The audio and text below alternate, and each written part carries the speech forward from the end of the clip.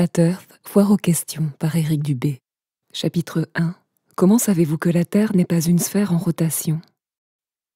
La Terre plate a longtemps été dénigrée, tournée en dérision et méprisée comme étant la plus farfelue de toutes les théories du complot, marginalisée, moquée et ridiculisée pendant des siècles, comme étant une ancienne civilisation du monde ignorante et non scientifique. Mais les faits sont loin d'être ce que l'on vous a dit.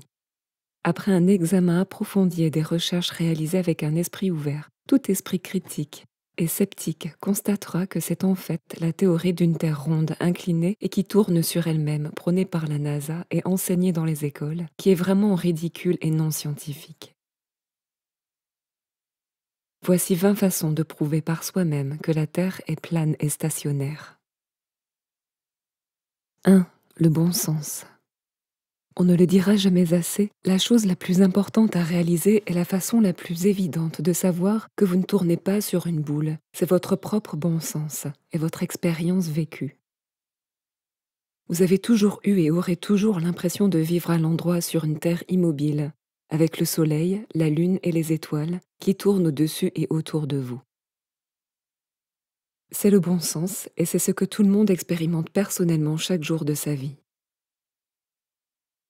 Pourtant, dès notre plus jeune âge, on nous apprend à croire beaucoup de choses complètement à l'opposé de notre bon sens et à notre propre expérience.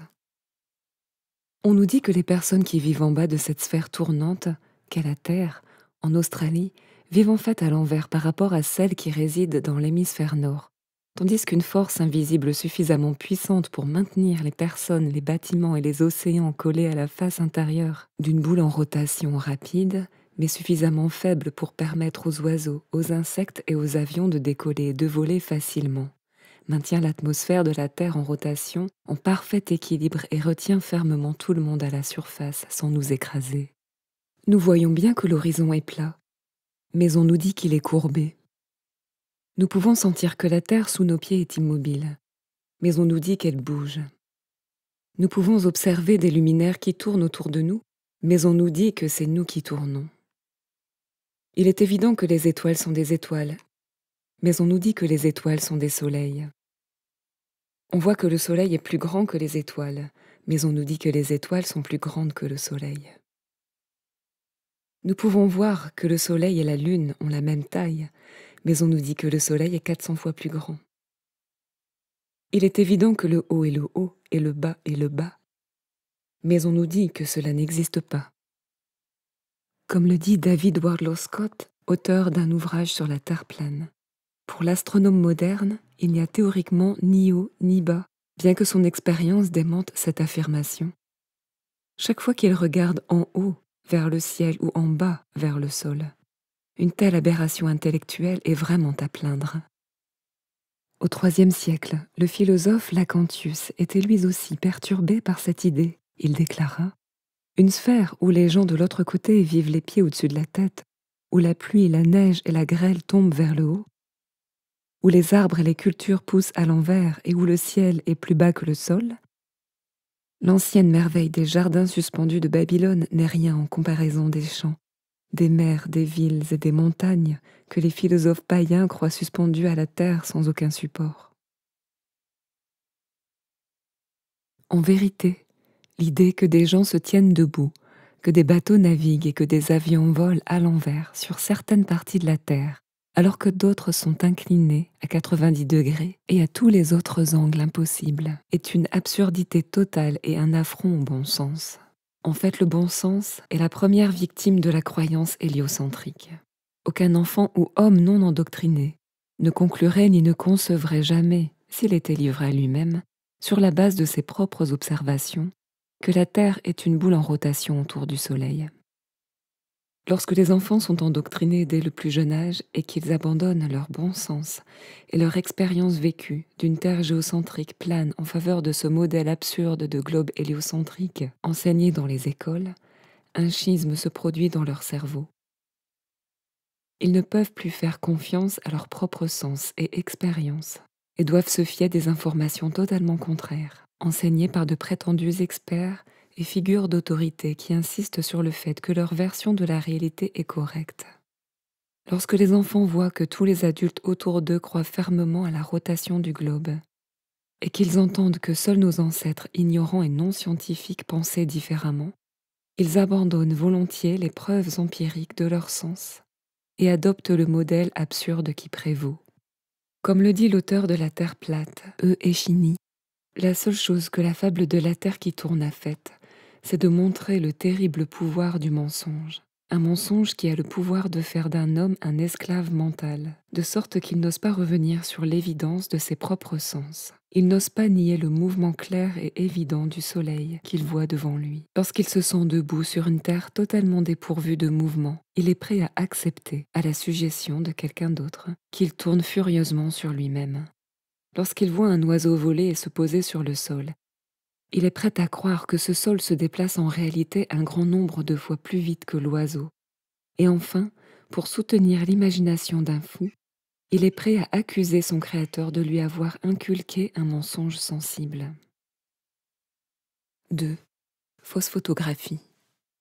L'une des principales raisons pour lesquelles le commun des mortels croit que le monde est un globe est la présence d'images et de séquences vidéo de la Terre globulaire fournies par la NASA et d'autres agences spatiales.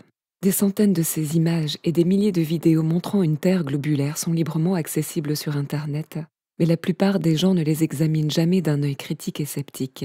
Des premières photographies aux dernières diffusions en direct, la NASA et les autres agences spatiales du monde continuent d'être démasquées pour leur supercherie au style hollywoodien.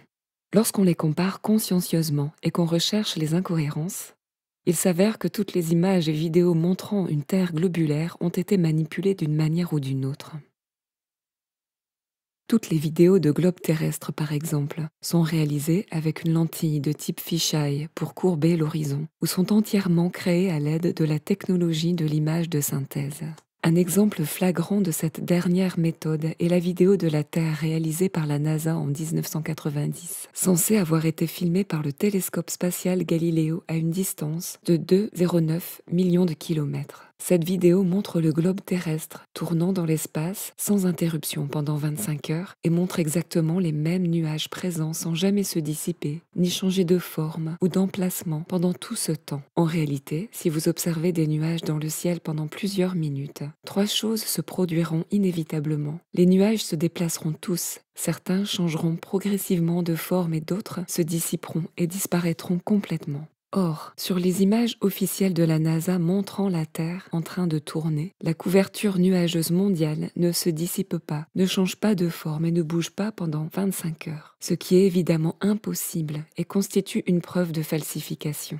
Le célèbre saut GoPro Red Bull de 2012, au cours duquel le parachutiste Felix Baumgartner a été élevé à une altitude record de plus de 39 000 mètres dans un ballon stratosphérique avant de retomber sur Terre, est un bon exemple de falsification avec une lentille fisheye. 7 caméras GoPro placées à l'extérieur de l'engin et attachées à Félix lui-même ont enregistré l'intégralité de l'ascension et de la descente. Les observateurs attentifs remarqueront qu'à partir du sol et jusqu'à l'apogée des 39 km, l'horizon est fortement incurvé et le reste tout au long de l'ascension. Cette courbe est artificielle et est causée par l'objectif fisheye, standard des caméras GoPro. Une fois que Félix a atteint son altitude maximale et que la porte de son vaisseau s'ouvre, une caméra intérieure montée derrière lui, sans objectif fisheye, révèle la vérité en montrant un horizon parfaitement plat, toujours à hauteur d'œil et à plus de 39 km d'altitude. En ce qui concerne les centaines de photographies supposées du globe, la NASA admet volontiers qu'il s'agit d'images composites et non de photographies réelles. Elle affirme que les images composites sont réalisées à partir de bandes de données envoyées par des satellites, assemblées avec l'aide du logiciel Photoshop et colorisées pour le rendu final. Robert Simon, analyste principal du programme de la NASA et principal visualisateur de données, a admis lors d'une interview que ces images sont photoshopées parce qu'elles doivent l'être. Lorsqu'on les compare côte à côte et qu'on les regarde, avec un œil averti, les incohérences deviennent évidentes. La coloration des terres et des océans et la taille relative des continents changent radicalement d'une image à l'autre, et la masse continentale est souvent beaucoup trop faible pour 50% d'un globe. Plusieurs images de la Terre appelée Blue Marble par la NASA présentent des exemples répétés de modèles de nuages clairement dupliqués. Les améliorations informatiques apportées aux images de la Terre prises lors des missions Apollo sur la Lune révèlent également des trucages photographiques similaires. Lorsque les teintes sont supprimées des fonds noirs et que la luminosité est améliorée, des artefacts rectangulaires distincts apparaissent autour du globe à l'endroit où ils ont été collés, ce qui prouve une fois de plus qu'il s'agit de photos composites trafiquées. En outre, lorsque l'on compare les images de la Terre de la NASA avec celles des Russes, des Chinois et d'autres agences spatiales, les différences deviennent évidentes, et le fait qu'il s'agit simplement d'images Photoshop saute aux yeux. Si la NASA et les agences spatiales du monde entier pouvaient fournir des photographies et des vidéos réelles et légitimes d'un globe terrestre, elles le feraient très certainement. Le fait qu'elles continuent à ne produire et à ne diffuser que des images réalisées à l'aide d'objectifs fisheye et des images de synthèse est une preuve solide que la Terre n'est pas ce qu'elles prétendent. 3. L'eau. La physique naturelle de l'eau veut qu'une fois contenue et non perturbée, la surface reste toujours horizontale. Cette propriété physique fondamentale de l'eau explique pourquoi elle a été utilisée comme outil de nivellement par les constructeurs et les ingénieurs pendant des millénaires. Que ce soit dans un seau, une baignoire, un étang, un lac ou un océan, la surface de l'eau au repos reste toujours plate et n'a pas la capacité de présenter une convexité ou une forme quelconque à sa surface. Ce fait est facilement démontrable et empiriquement vérifiable, mais il est en totale contradiction avec ce que l'on nous dit à propos du globe terrestre. Pour que la Terre soit globulaire et recouverte à plus de 70% d'eau, les océans doivent d'une manière ou d'une autre s'enrouler autour d'une boule en rotation rapide suspendue dans l'espace et s'y coller de tous les côtés. Il est tout simplement impossible de faire en sorte que l'eau se comporte de cette manière. Comme chacun peut le constater par lui-même, les masses d'eau ne collent pas à la face inférieure d'une boule et ne peuvent pas présenter de convexité ou toute autre forme à leur surface. Les défenseurs de la Terre en forme de globe font souvent référence à des gouttelettes d'eau, à la courbure de surface, à la tension superficielle ou à l'adhérence, affirmant que ce sont des exemples de l'eau se pliant ou collant à une surface, ce qui n'est rien d'autre qu'un sophisme de fausse équivalence. Car ces phénomènes ne se produisent qu'à une très petite échelle, de la taille d'une tasse à café. Il s'agit d'océans entiers qui s'enroulent autour d'une boule en rotation et adhèrent à sa face inférieure et non d'une gouttelette d'eau ou d'une courbure de surface d'un verre rempli à ras-bord. La NASA a également entrepris récemment de simuler des boules d'eau en images de synthèse à l'aide de la technologie de la réalité virtuelle augmentée, afin de convaincre le public que l'eau peut se comporter de cette manière. Ce type de démonstration effectuée dans un cadre de référence inaccessible à 99,99% de la population ne peut toutefois pas être reproduit par les scientifiques sceptiques du monde entier et n'est donc ni scientifique ni admissible comme preuve de quoi que ce soit. Tout d'abord, ils affirment que seuls les objets massifs de la taille de la Terre ont cette propriété d'attraction, puis comme preuve, ils montrent un phénomène prétendument en dehors de notre cadre de référence terrestre. En d'autres termes, ils affirment que les masses d'eau peuvent se plier, coller à une boule et présenter une courbure à leur surface, mais uniquement à une échelle trop grande pour que le public puisse la recréer. Ensuite, ils affirment que l'eau peut se mettre en boule et flotter en suspension dans l'air, mais uniquement dans un cadre de référence trop éloigné pour que le public puisse le recréer. En ce qui concerne le niveau de l'eau, les défenseurs du globe ont en fait tenté de redéfinir complètement le terme « niveau » pour l'adapter à leur dogme. La véritable définition du terme niveau est un plan plat et horizontal dont la surface ne présente aucun écart d'élévation. L'eau cherche et maintient toujours son propre niveau, et c'est pourquoi elle a été utilisée depuis la nuit des temps dans les niveaux à bulles et les projets de construction pour créer des structures parfaitement horizontales, quelle que soit leur taille. Cependant, les fanatiques du globe, insatisfaits de cette vérité évidente et de cette définition claire, ont tenté de redéfinir le terme niveau pour lui substituer celui de courbe. Leur nouvelle version du terme niveau, adapté au globe, signifie hauteurs égales autour d'une boule, mesurée à partir d'un point central. Le fait est que personne n'a jamais atteint cet hypothétique point central de l'hypothétique globe terrestre, de sorte que leur terme redéfini ne peut être testé ou falsifié. Jusqu'à ce jour, soyez assurés qu'il y a une bonne raison pour que nous l'appelions niveau de la mer et non courbe de la mer. 4. L'horizon. L'horizon est toujours parfaitement horizontal sur 360 degrés autour de l'observateur, quelle que soit l'altitude. Si la Terre était en fait un globe, quelle que soit sa taille, Lorsqu'un observateur s'élève, l'horizon resterait fixe et tomberait sous l'observateur au fur et à mesure qu'il s'élève. En réalité, toutes les images amateurs de ballons, de fusées, d'avions et de drones filmés sans lentille fisheye, à des altitudes maximales de plus de 32 km, montrent un horizon complètement plat qui s'élève toujours à la hauteur des yeux de l'observateur. Ce n'est que sur les images de la NASA et d'autres agences spatiales que l'horizon se courbe ou apparaît en dessous de la hauteur des yeux de l'observateur. Dans le modèle héliocentrique, l'horizon est censé correspondre à la courbure physique du globe. Et c'est la raison pour laquelle les bateaux qui s'éloignent de la côte disparaissent de la vue.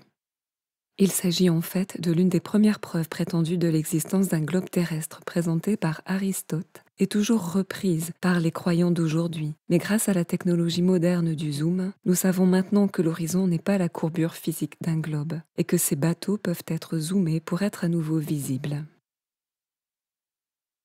En effet, l'horizon n'est pas du tout un phénomène physique objectif, mais plutôt un phénomène optique subjectif, basé sur la perspective d'un observateur individuel.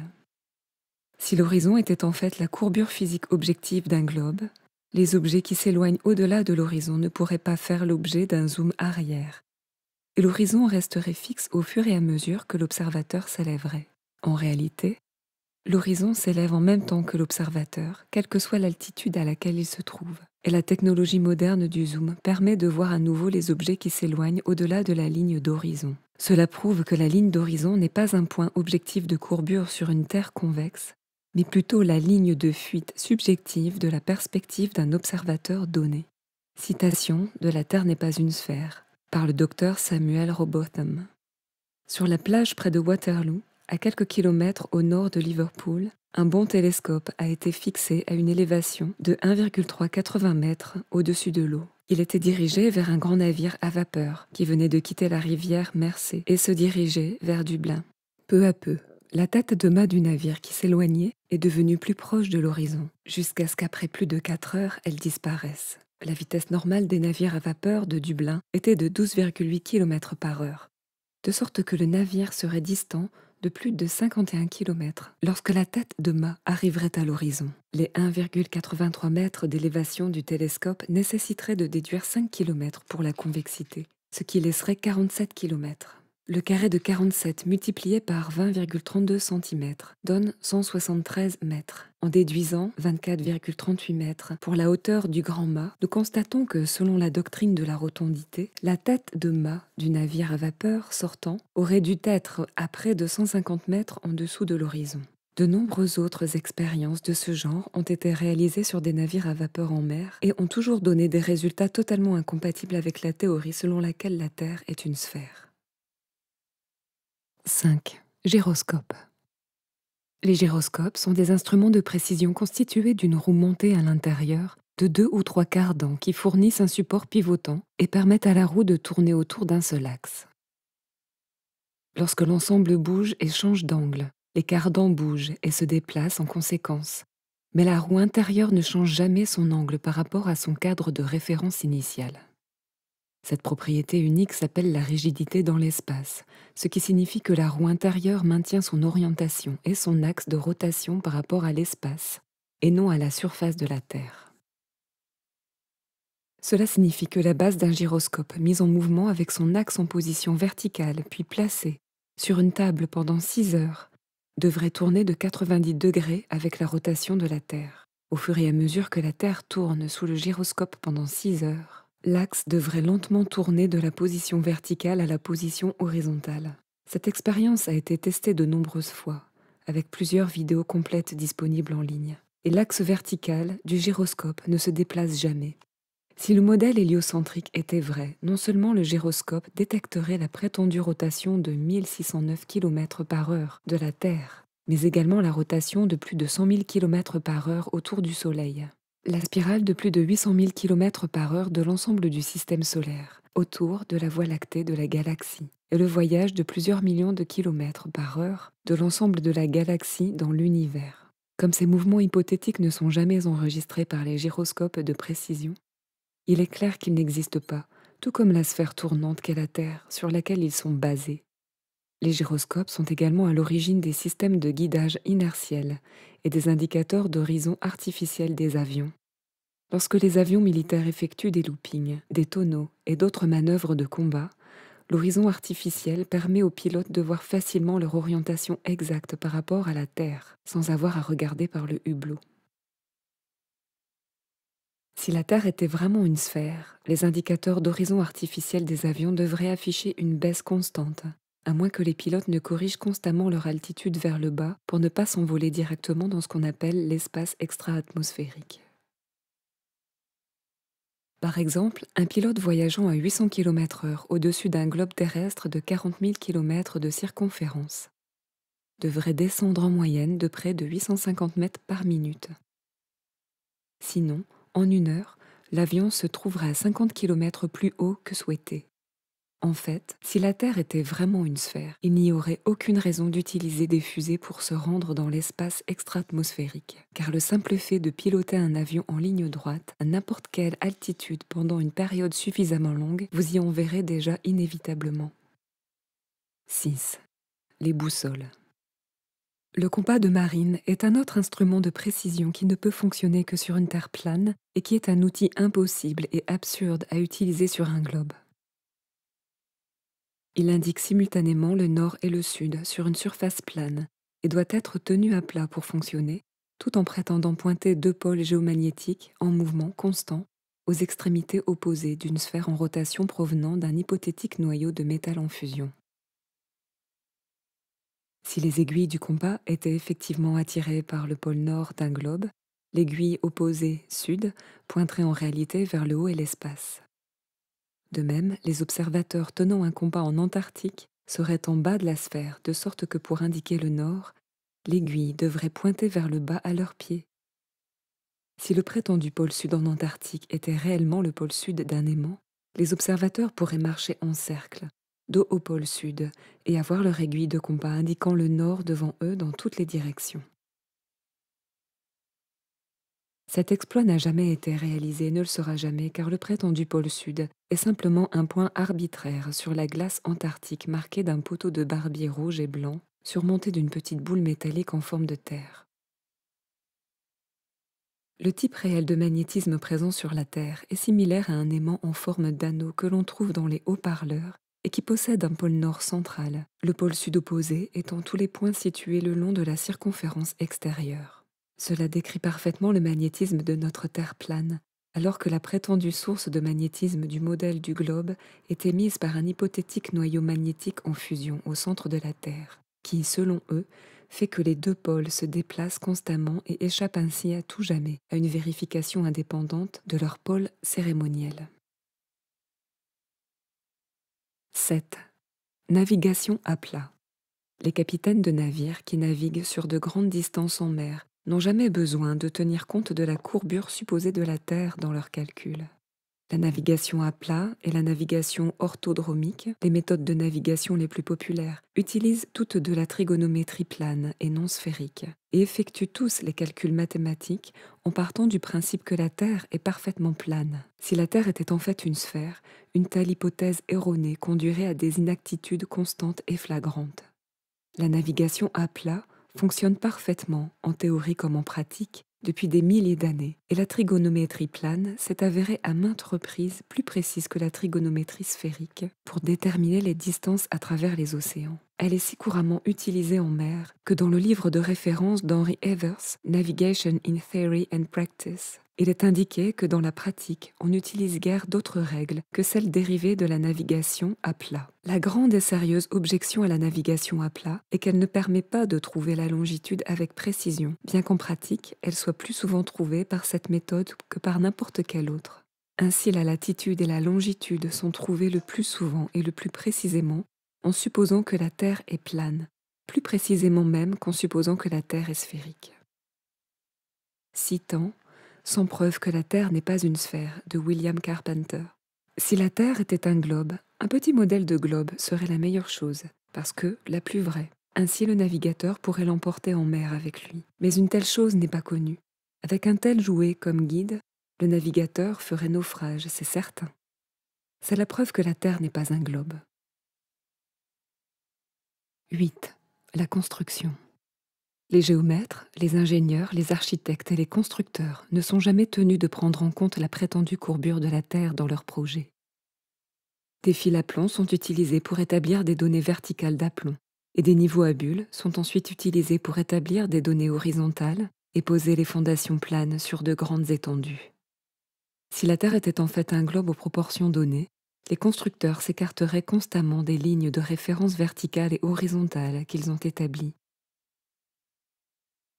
Mais en réalité, les canaux, les voies ferrées, les ponts, les tunnels et autres grands projets sont toujours coupés et posés horizontalement, souvent sur des centaines de kilomètres sans tenir compte de la courbure et sans s'écarter de la ligne de référence établie. Comme l'a déclaré le géomètre T. Westwood dans la revue Earth Review, en nivelant, je travaille à partir de repères d'ordonnance ou de niveau de canal pour obtenir la hauteur au-dessus du niveau de la mer.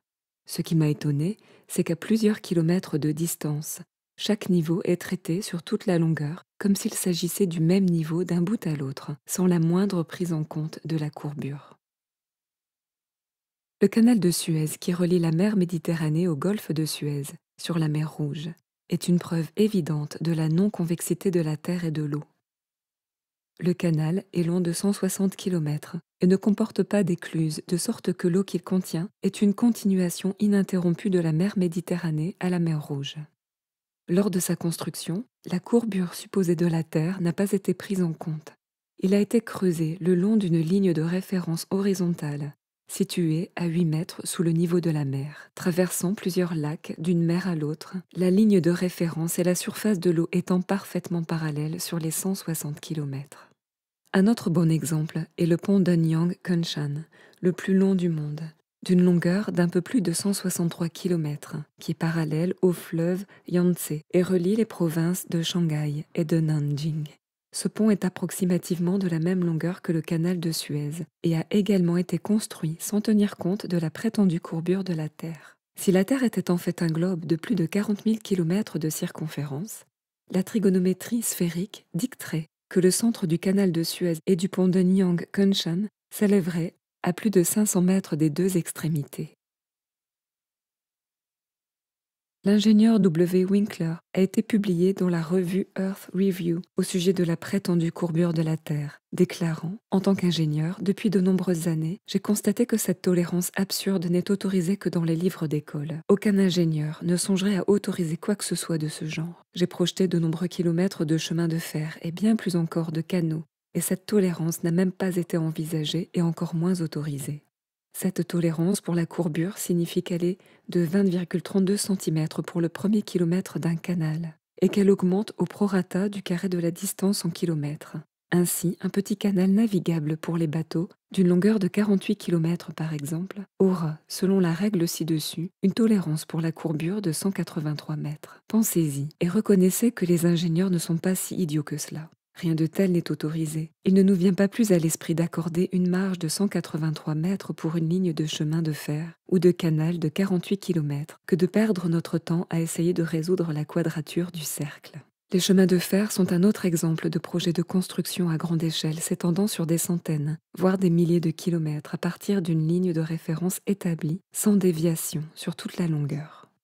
Dans une déclaration officielle publiée dans le magazine Earth Review, la Manchester Ship Canal Company a confirmé « Il est d'usage dans les constructions de chemins de fer et de canaux que tous les niveaux soient référencés par rapport à une ligne de référence, qui est nominalement horizontale et qui est indiquée comme telle sur toutes les sections. Il n'est pas d'usage de tenir compte de la courbure de la Terre lors de la construction d'ouvrages publics. » À titre d'exemple, la London and North Western Railway forme une ligne droite de 290 km de long entre Londres et Liverpool.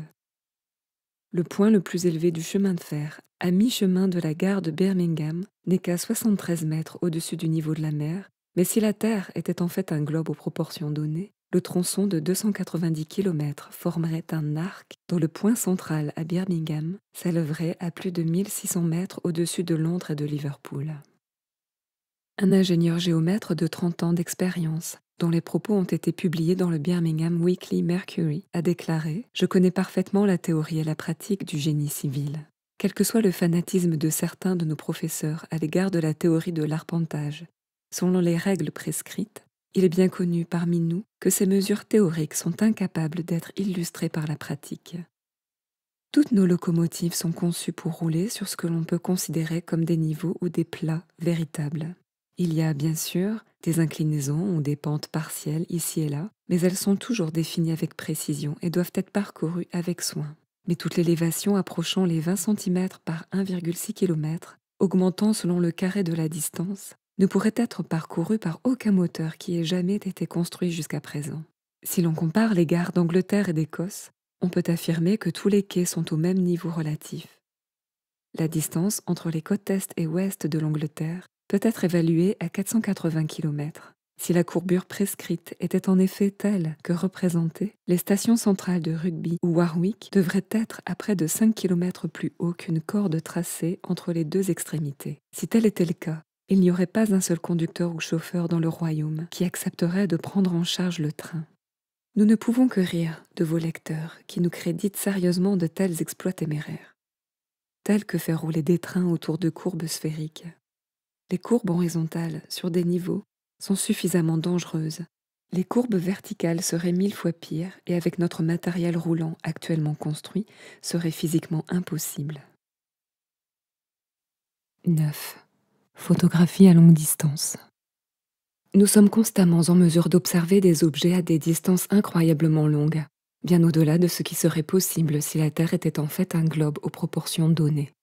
En entrant la hauteur de l'observateur et la distance observée dans un calculateur de courbure de la Terre, il est facile de vérifier à quel point une cible devrait être obstruée par la courbure terrestre. Par exemple, il est souvent possible de voir la ligne d'horizon de Chicago depuis le niveau de la mer à plus de 96 km de distance de l'autre côté du lac Michigan.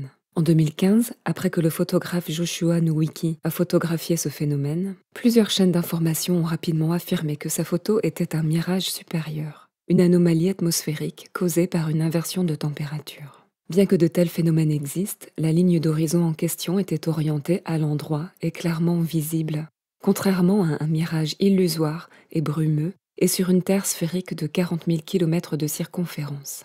Elle devrait se trouver à 730 mètres au-dessous de l'horizon.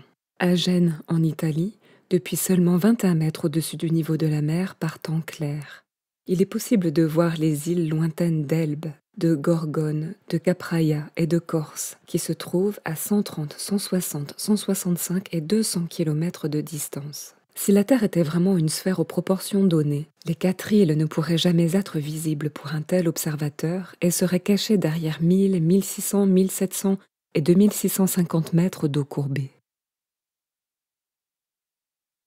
Depuis Anchorage, en Alaska, à une altitude de 31 mètres par temps clair, on peut voir entièrement les monts Foraker et McKinley, de la base au sommet, à l'œil nu, respectivement à 193 et 210 km de distance. Si la Terre était vraiment une sphère à la circonférence donnée, les deux montagnes devraient cependant pencher en arrière, loin de l'observateur, la moitié inférieure de chaque montagne étant complètement obstruée de la vue. Selon des calculs de courbure vérifiables, 2230 mètres du sommet de 5300 mètres du mont Foraker et 2800 mètres du sommet de 6200 mètres du mont McKinley devraient être cachés derrière la courbure de la Terre. La photographie zoom la plus longue jamais prise a récemment capturé le pic Gaspard, depuis le pic de Finestrelle, à une distance énorme de 450 km, avec une hauteur d'observation d'environ 2750 mètres. D'où la base des calculs corrects de la courbure. La montagne entière de 3900 mètres devrait être invisible derrière plus de 9000 mètres de courbure terrestre. Plus récemment encore, des spécialistes de la Terre plate, comme J. Tolan Media, ont filmé des lacs, des montagnes et d'autres points de repère jusqu'à une distance incroyable de 1600 km, à l'aide de caméras à zoom infrarouge placées à haute altitude. Si la Terre était vraiment un globe de la taille qu'on lui prête, la plupart des points de repère photographiés seraient cachés par plus de 110 km de courbure terrestre. 10. Les phares. La distance à partir de laquelle les phares du monde entier sont visibles en mer dépasse de loin ce que l'on pourrait trouver sur une Terre en forme sphérique, aux proportions données. Par exemple, le phare de Dunkerque, dans le nord de la France, à une altitude de 50 mètres, est visible d'un bateau, à 3 mètres au-dessus du niveau de la mer, à 45 km de distance. La trigonométrie sphérique indique que si la Terre était un globe avec le taux de courbure donné, ce phare devrait être caché à 58 mètres en dessous de l'horizon. Le phare de Port Nicholson, en Nouvelle-Zélande, est à 128 mètres au-dessus du niveau de la mer et est visible à une distance de 56 km, alors qu'il devrait se trouver à 67 mètres en dessous de l'horizon. Le phare d'Egero, en Norvège, est à 47 mètres au-dessus du niveau de la mer et visible à partir de 45 km, alors qu'il devrait être à 70 mètres en dessous de l'horizon. Le phare de Madras, sur l'esplanade, est à une hauteur de 40 mètres et est visible à une distance de 45 km, alors qu'il devrait être à 76 mètres sous la ligne de vue. Le phare de Cordonan, sur la côte ouest de la France, mesure 63 mètres de haut et est visible à une distance de 50 km, alors qu'il devrait se trouver à 85 mètres sous la ligne de vue. Le phare du Cap Bonavista à Terre-Neuve est à 46 mètres au-dessous du niveau de la mer et visible à 56 km, alors qu'il devrait être à 150 mètres en dessous de l'horizon. Le clocher du phare de l'église paroissiale de Saint-Botolph à Boston mesure 88 mètres de haut et est visible à plus de 64 km, alors qu'il devrait être caché à 244 mètres en dessous de l'horizon. Le phare de l'île de Wight en Angleterre mesure 55 mètres de haut et peut être vu à une distance de 68 km, distance à laquelle, selon les astronomes modernes, la lumière devrait se trouver à 303 mètres en dessous de la ligne de vue. Le phare du Cap Agulhas, en Afrique du Sud, mesure 10 mètres de haut à 73 mètres au-dessus du niveau de la mer et peut être vu à plus de 80 km. Si le monde était un globe, ce phare se trouverait à 427 mètres en dessous de la ligne de vue d'un observateur. Enfin, le phare de Port Saïd en Égypte, dont l'altitude n'est que de 18 mètres, a été vu à une distance étonnante de 93 km, alors que, selon l'astronomie moderne, il devrait se trouver à 665 mètres en dessous de la ligne de vue. 11. Une atmosphère impossible. Si la Terre était vraiment une sphère en rotation constante vers l'Est à plus de 1600 km/h, il serait logique que les hélicoptères et les montgolfières puissent simplement planer au-dessus de la surface de la Terre et attendre que leur destination vienne à eux. Par exemple, lors de la chute libre de Félix Baumgartner depuis la stratosphère, qui a duré 3 heures au-dessus du Nouveau-Mexique, il aurait dû atterrir à plus de 4000 km à l'ouest dans l'océan Pacifique. Mais il a en réalité atterri à quelques dizaines de kilomètres à l'est du point de départ. De même, les boulets de canon et autres projectiles tirés verticalement devraient tomber considérablement vers l'ouest, sur une sphère tournant vers l'est. En réalité, cependant, chaque fois que cela a été testé, les boulets de canon tirés verticalement montent en moyenne pendant 14 secondes, descendent pendant 14 secondes et retombent au sol à moins de 60 cm du canon et parfois même directement dans la bouche du canon. Pour expliquer ce problème, les défenseurs de la sphéricité de la Terre prétendent que la gravité traîne de manière magique et inexplicable toute la basse atmosphère de la Terre en synchronisation parfaite jusqu'à une hauteur indéterminée où cette atmosphère en rotation de plus en plus rapide cède la place à l'espace vide, supposé non rotatif, non gravitationnel et sans atmosphère de l'infini. La NASA refuse de dire à quelle altitude cet exploit impossible se produit. Mais l'effet qu'une telle transition aurait sur un engin qui la traverse serait désastreux. Cette théorie est également scientifiquement réfutée par le simple fait que les vides ne peuvent pas exister connectés à des non-vides, tout en conservant les propriétés d'un vide. Comme le savent tous ceux qui ont percé une bombe aérosol, deux systèmes de pression adjacents qui ne sont pas séparés par une barrière ou une membrane quelconque s'équilibrent. Si la gravité entraînait comme par magie l'atmosphère avec la boule en rotation qu'est la Terre, cela signifierait que l'atmosphère au pôle tournerait à 0 km/h, tandis qu'aux altitudes moyennes, elle tournerait à environ 800 km/h. Puis progressivement, plus vite, jusqu'à l'équateur où la Terre et l'atmosphère tourneraient ensemble à plus de 1600 km/h. Non seulement cette atmosphère gravité augmenterait la vitesse des pôles à l'équateur, mais elle augmenterait également progressivement la vitesse au fur et à mesure que l'on s'élève en altitude. En réalité, l'atmosphère, en tout point de la Terre, n'est pas affectée par cette force présumée qui n'a jamais été mesurée et dont l'inexistence est prouvée par la capacité des avions à voler sans relâche dans n'importe quelle direction sans subir de tels changements atmosphériques. L'atterrissage d'avions sur des pistes en mouvement rapide orientées dans toutes les directions, nord, sud, est, ouest et autres, serait également pratiquement impossible. Sans parler de la pluie, des feux d'artifice, des oiseaux, des insectes, des nuages, de la fumée, des ballons et des projectiles, qui se comporteraient tous très différemment si la Terre et son atmosphère tournaient constamment. Des tests ont été effectués au XIXe siècle avec des canaux orientés vers chacune des directions cardinales, ce qui a prouvé que la Terre et son atmosphère ne tournent pas. Si c'était le cas, les canons orientés vers le nord et le sud permettraient d'établir un contrôle, tandis que les boulets tirés vers l'est devraient tomber beaucoup plus loin que tous les autres et les boulets tirés vers l'ouest beaucoup plus près. En réalité, quelle que soit la direction dans laquelle les canons sont tirés, la distance parcourue est toujours la même. Le bon sens nous dit que si la Terre et son atmosphère tournaient constamment vers l'est à plus de 1600 km/h, cela devrait quelque part être vu, entendu, ressenti ou mesuré par quelqu'un. Mais personne dans l'histoire n'a jamais fait l'expérience de ce prétendu mouvement vers l'est. En revanche, nous pouvons entendre, ressentir et mesurer expérimentalement la moindre brise en direction de l'ouest. En outre, les nuages, les vents et les conditions météorologiques se déplacent de manière imprévisible dans tous les sens.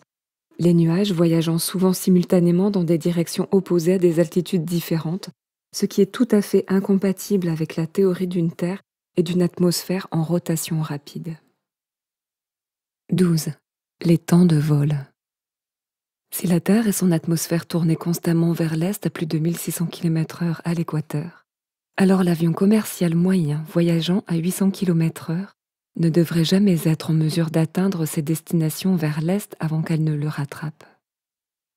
De même, les destinations vers l'ouest devraient être atteintes 3 fois plus vite. Mais ce n'est pas le cas.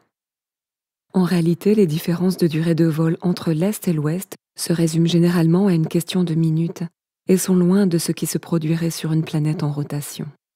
Comme l'a déclaré Gabrielle Henriette dans son livre Heaven and Earth, si l'aviation avait été inventée à l'époque de Copernic, il n'y a aucun doute qu'il aurait bientôt réalisé que sa théorie sur la rotation de la Terre était fausse en raison de la relation existante entre la vitesse d'un avion et celle de la rotation de la Terre. Si la Terre tourne, comme on le dit, à 1600 km/h et qu'un avion vole dans la même direction à seulement 800 km/h, il est évident que sa destination sera de plus en plus éloignée chaque minute. D'autre part, si le vol avait lieu dans la direction opposée à celle de la rotation, une distance de 2400 km serait parcourue en 1 heure, au lieu de 800, car la vitesse de la rotation doit être ajoutée à celle de l'avion. On pourrait également faire remarquer qu'une vitesse de vol de 1600 km/h, qui est censée être celle de la rotation de la Terre, a récemment été atteinte, de sorte qu'un avion volant à cette vitesse dans la même direction que celle de la rotation ne pourrait pas du tout parcourir de terrain. Il resterait suspendu dans les airs au-dessus du point de départ, car les deux vitesses sont égales. Selon le modèle du globe en rotation, la Terre et son atmosphère se déplaceraient ensemble à une vitesse de 1600 km/h à l'équateur et à une vitesse progressivement plus lente, se rapprochant de zéro à l'approche des pôles. Les exemples suivants se déroulent tous aux altitudes moyennes où le modèle du globe prétend que la Terre et son atmosphère devraient se déplacer ensemble à environ 800 km/h, ce qui correspond à la vitesse de vol moyenne d'un avion de ligne. Par exemple, les vols de Los Angeles à New York vers l'est, selon la rotation supposée de la Terre, durent en moyenne 5h30, de sorte que le vol retour vers l'ouest ne devrait prendre que 2h45. Mais en réalité, le vol moyen de New York à Los Angeles dure plus de 6 heures, une durée totalement incompatible avec le modèle du globe en rotation. Les vols de Tokyo à Los Angeles vers l'est, avec la prétendue rotation de la Terre, durent en moyenne 10h30. Les vols de retour vers l'ouest, contre la prétendue rotation, devraient donc durer en moyenne 5h15, mais durent en fait en moyenne 11h30.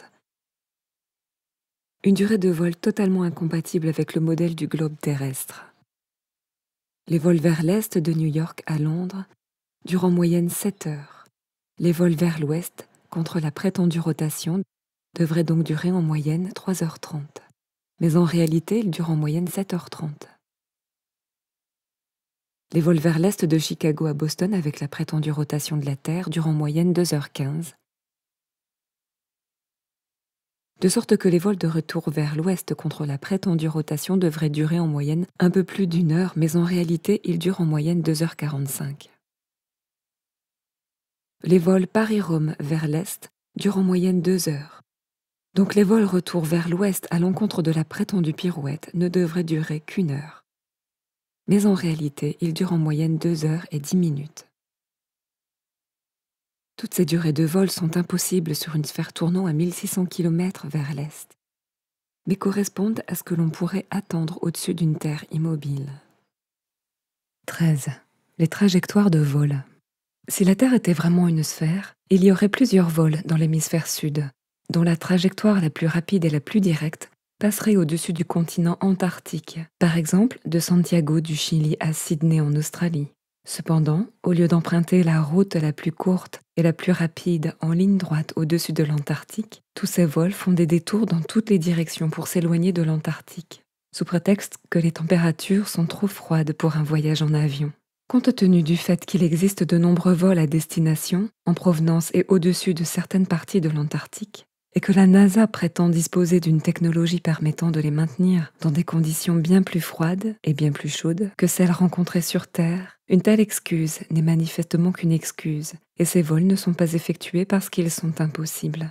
Si la Terre était une sphère et que l'Antarctique était trop froid pour être survolé, la seule façon logique de voler de Sydney à Santiago serait de survoler le Pacifique, en restant dans l'hémisphère sud pendant tout le trajet.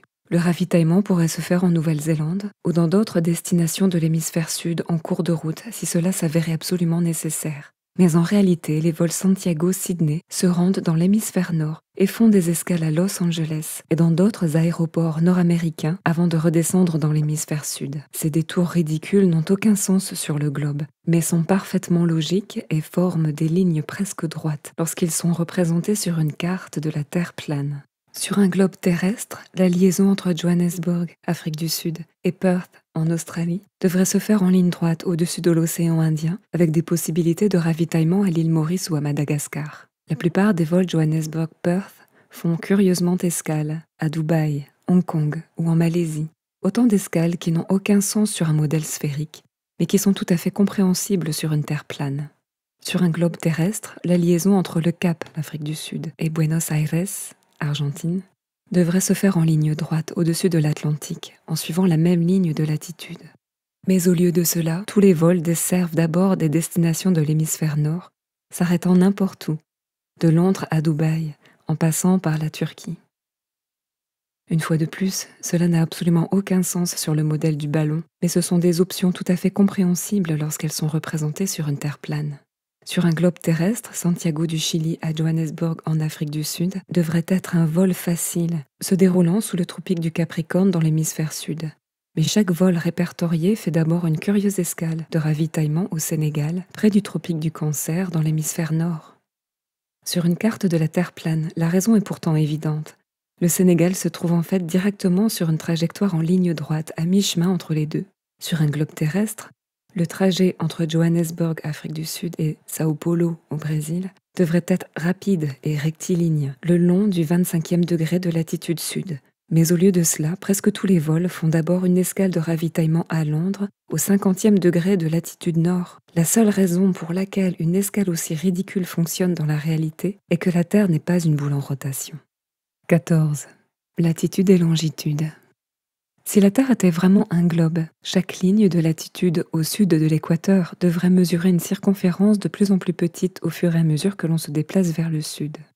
En revanche, si la Terre est un plan étendu, chaque ligne de latitude au sud de l'équateur devrait mesurer une circonférence de plus en plus grande au fur et à mesure que l'on se déplace vers le sud.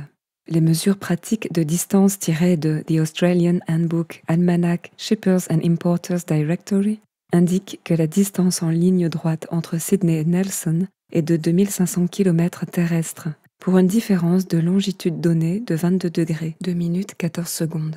Par conséquent, si 22 degrés 2 minutes 14 secondes sur 360 représente 2500 km, l'ensemble mesurerait 40 526 km.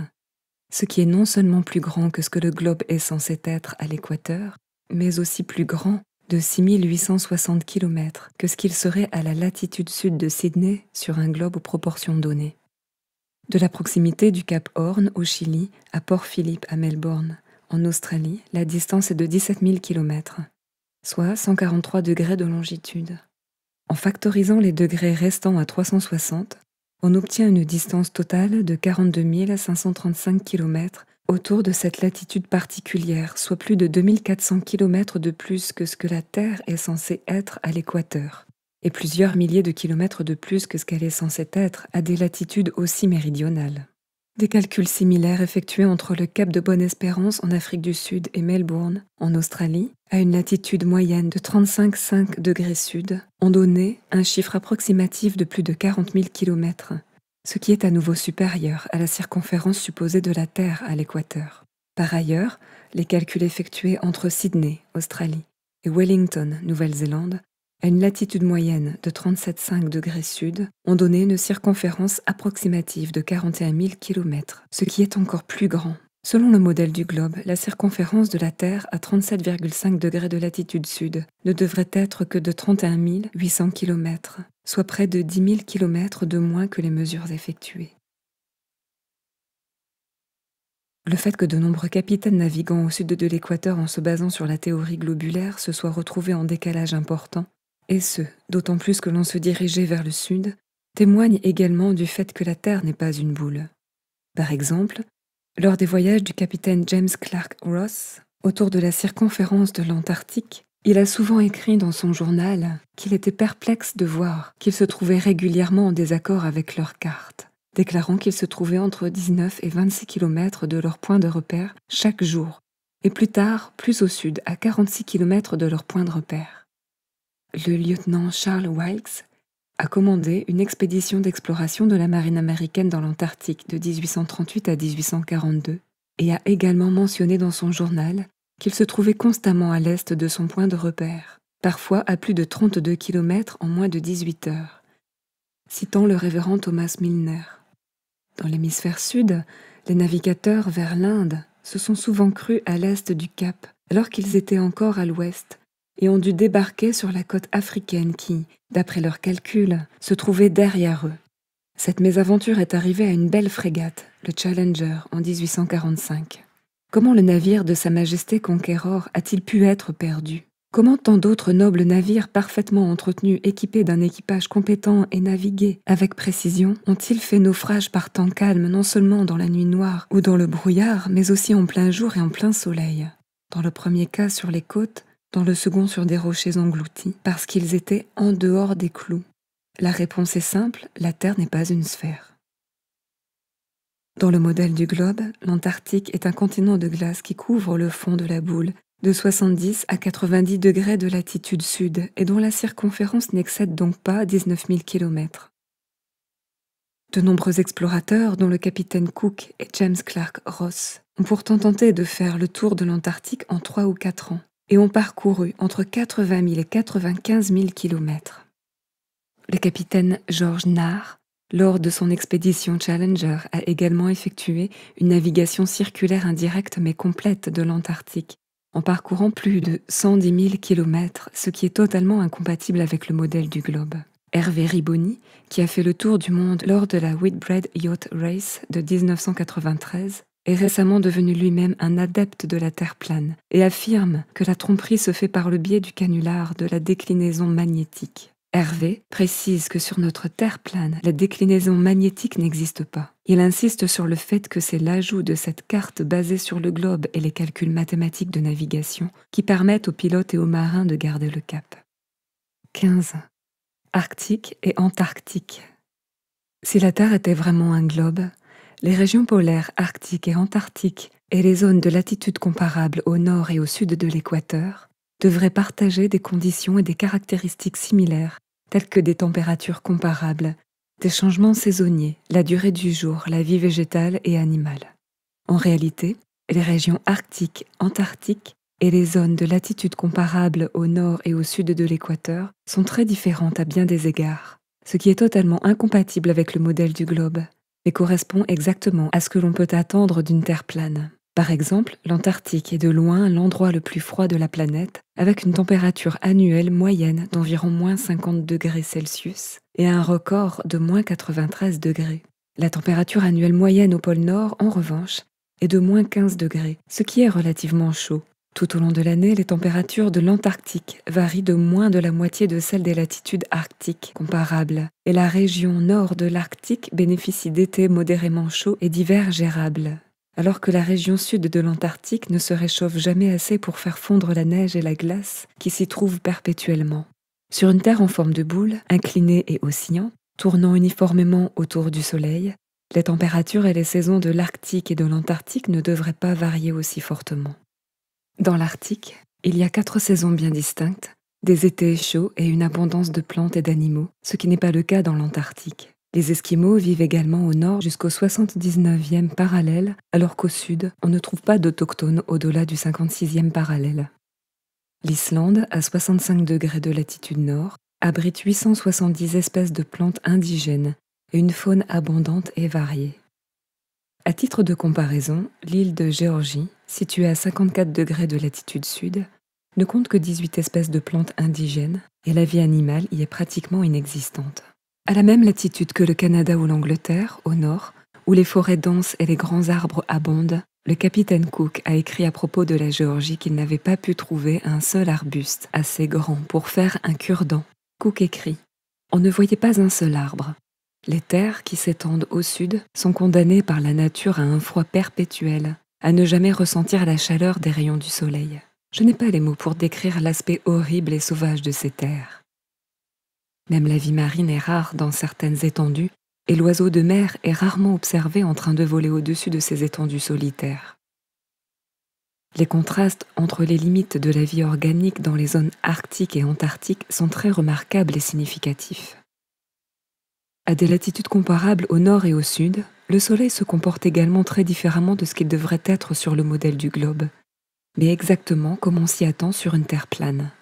Par exemple, dans le nord, l'aube et le crépuscule apparaissent lentement et durent beaucoup plus longtemps que dans le sud, où ils apparaissent et disparaissent très rapidement. Dans certains endroits du nord, le crépuscule peut durer plus d'1 heure, alors qu'à des latitudes méridionales comparables, la lumière du Soleil disparaît complètement en quelques minutes.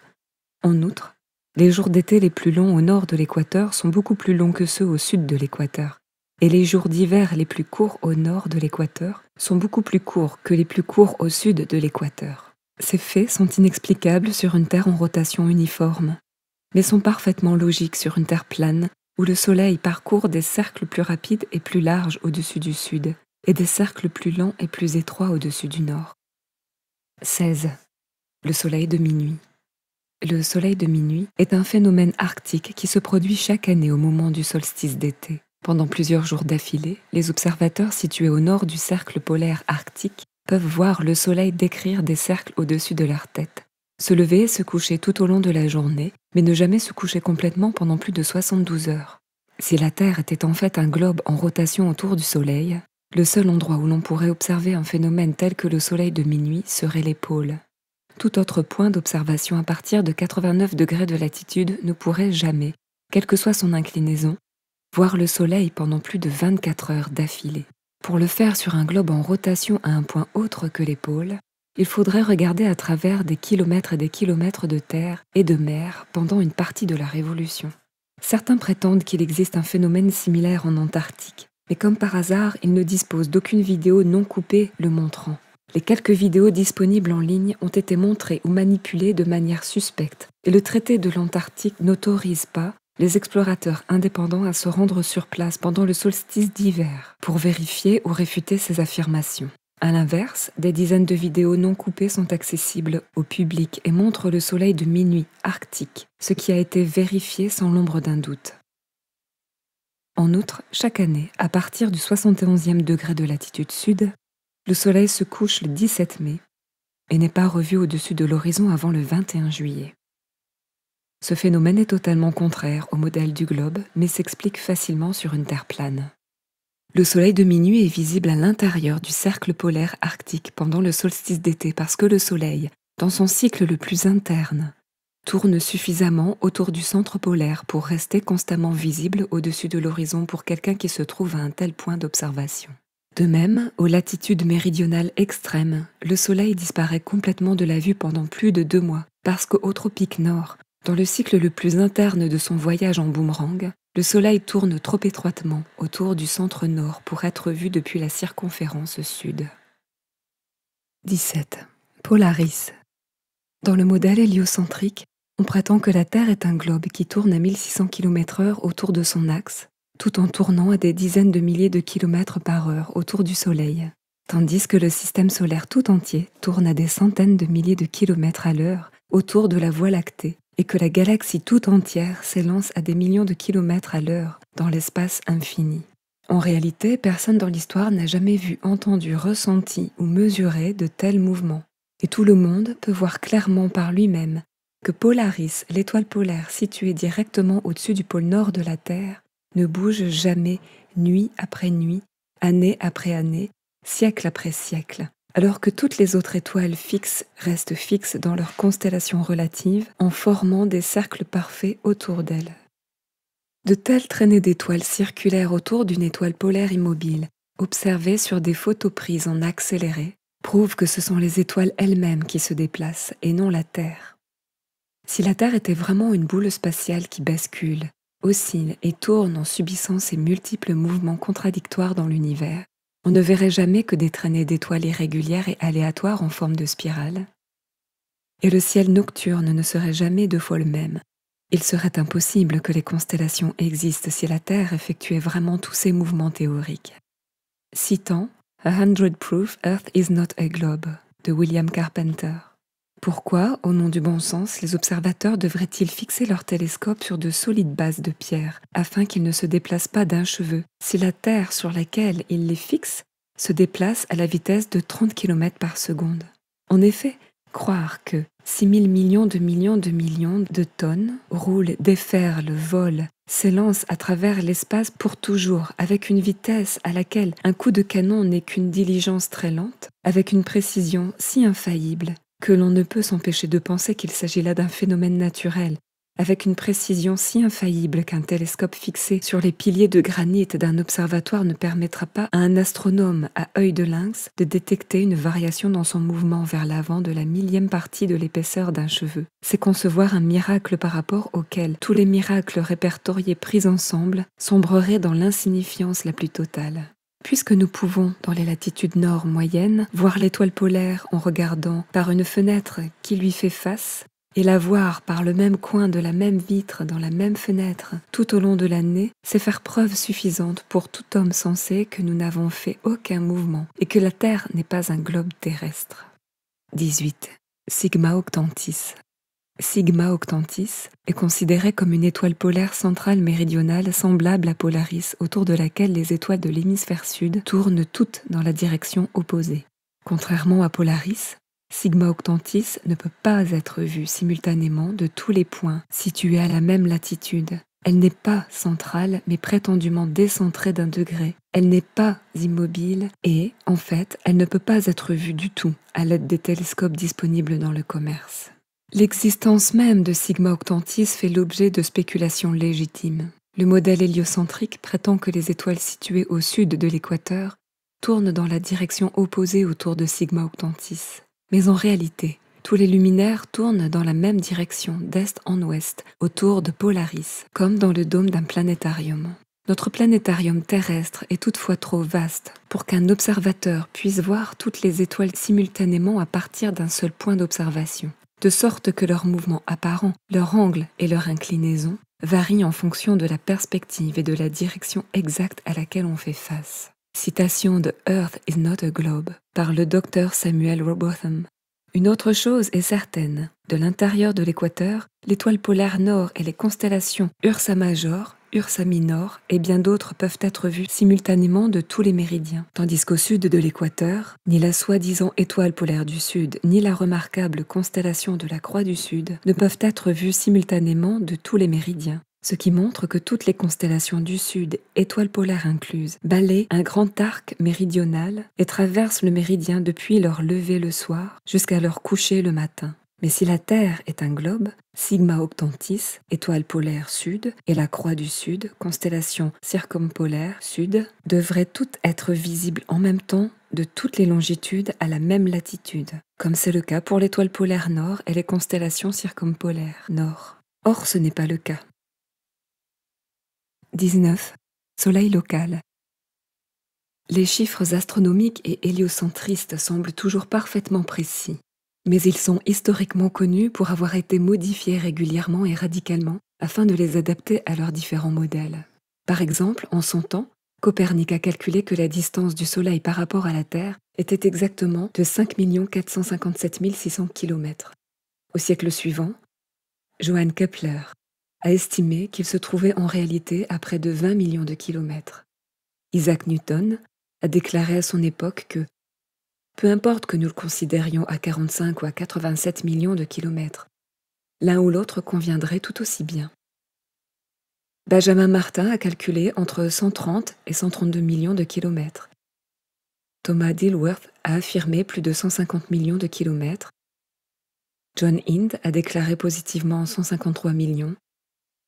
Benjamin Gould a dit plus de 154 millions de kilomètres. Et Christian Mayer a pensé que c'était plus de 167 millions. Aujourd'hui, les héliocentristes actuels ont retenu le chiffre de 150 millions de kilomètres. Mais toutes ces distances ridicules sont facilement prouvées par la même méthode que celle utilisée depuis des siècles par les partisans de la Terre plane. En mesurant avec des sextants et en calculant avec la trigonométrie plane, le Soleil et la Lune ne mesurent qu'environ 50 km de diamètre et sont distants de moins de 5000 km. En outre, des images prises par des amateurs en ballon au-dessus des nuages ont fourni une preuve visuelle étonnante que le Soleil ne peut pas se trouver à des millions de kilomètres. Sur plusieurs clichés, on peut voir un point chaud se refléter sur les nuages, directement sous l'influence du Soleil qui ressemble à un projecteur. Si le Soleil se trouvait réellement à des millions de kilomètres, un point chaud aussi petit et localisé ne pourrait pas se produire. Une autre preuve que le Soleil n'est pas à des millions de kilomètres est fournie par l'angle des rayons solaires, qui remontent à leur source au-dessus des nuages. Il existe d'innombrables photos et vidéos montrant comment la lumière du Soleil traverse la couverture nuageuse selon différents angles convergents. La zone de convergence est bien sûr le Soleil, et n'est manifestement pas située à des millions de kilomètres, mais plutôt relativement proche de la Terre. Le fait que les reflets du Soleil et de la Lune sur l'eau forment toujours une ligne droite entre l'horizon et l'observateur prouve également que la Terre n'est pas une boule. Si la surface de la Terre était incurvée, il serait impossible pour la lumière réfléchie de se courber au-dessus de la boule. 20. Expériences scientifiques. Plusieurs expériences ont été réalisées et répétées par des scientifiques de renom tels qu'Albert Michelson, Edward Morley, George Airy, George Sagnac, prouvant que ce sont les étoiles qui tournent autour d'une Terre immobile et non l'inverse. Les résultats concluants de leur expérience ne sont pas contestés ni même mentionnés dans les livres d'astronomie moderne, mais plutôt commodément balayés sous le tapis pour empêcher les esprits indiscrets de voir à travers les mensonges. Par exemple, l'expérience connue sous le nom d'échec d'Airy, puisqu'elle n'a pas permis de confirmer l'héliocentrisme, a prouvé que les étoiles se déplacent par rapport à une Terre immobile et non l'inverse. En remplissant d'abord un télescope d'eau pour ralentir la vitesse de la lumière à l'intérieur, puis en calculant l'inclinaison nécessaire pour que la lumière des étoiles descende directement dans le tube, Airy n'a pas réussi à prouver la théorie héliocentrique, puisque la lumière des étoiles arrivait déjà dans le bon angle sans qu'aucun changement ne soit nécessaire, et a au contraire prouvé le modèle géocentrique. Les expériences, Michelson-Morley, Michelson-Gale et Sagnac ont également tenté de mesurer la variation de la vitesse de la lumière due au mouvement supposé de la Terre dans l'espace. Après avoir effectué des mesures dans toutes les directions possibles et en divers endroits, elles n'ont pas réussi à détecter le moindre changement significatif, ce qui prouve une fois de plus le bien fondé du modèle géocentrique stationnaire.